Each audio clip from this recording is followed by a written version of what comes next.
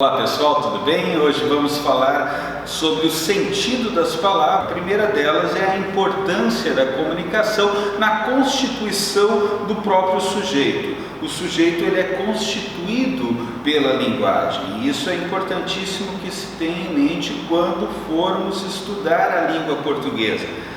Porque são fenômenos que não se referem apenas à língua portuguesa, se referem a toda e qualquer língua humana, né? Ela constitui o sujeito porque é através dela que expressamos ideologias, pensamentos, história, memória. E essa constituição, então, ela muitas vezes passa despercebido por aqueles que procuram ler um texto. Os gêneros discursivos ou gêneros textuais que permeiam o nosso cotidiano. Vejam que todas essas abordagens, seja da tipologia textual, seja do gênero textual, referem-se a essa postura de enunciador, ou seja, naquele momento em que nós nos colocamos proativos e comunicamos, iniciamos um processo comunicativo, vamos assim dizer, embora saibamos que essa divisão é meramente didática.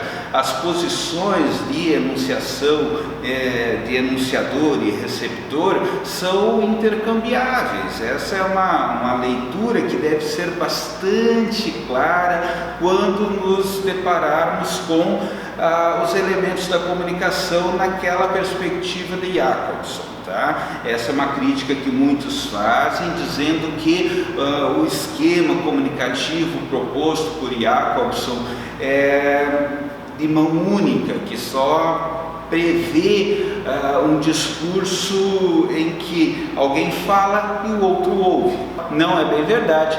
A questão é que é necessária uma clareza, é necessário que se tenha em mente a troca de posições enunciativas, certo? Mas além disso, fica aquela pergunta, mas afinal de contas o que significa o que foi dito?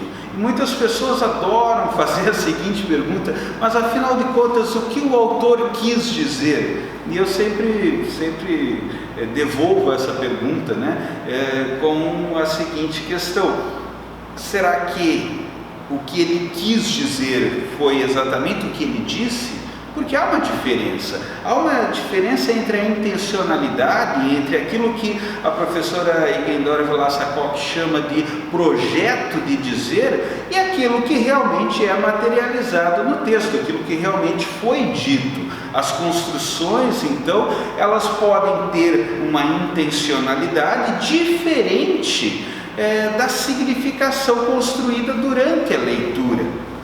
E essa situação é bastante importante também, de que o leitor ele não é um simples decodificador, mas ele está também agindo sobre a significação, trazendo as suas memórias, as suas experiências, certo? Ele está ali de forma proativa também, não é uma questão apenas de dizer, olha, o autor quis dizer isso, e é tão somente isto que será entendido em um texto. Não, esse texto ele assume diversas significações. A produção de sentido nesse texto dependerá de vários fatores.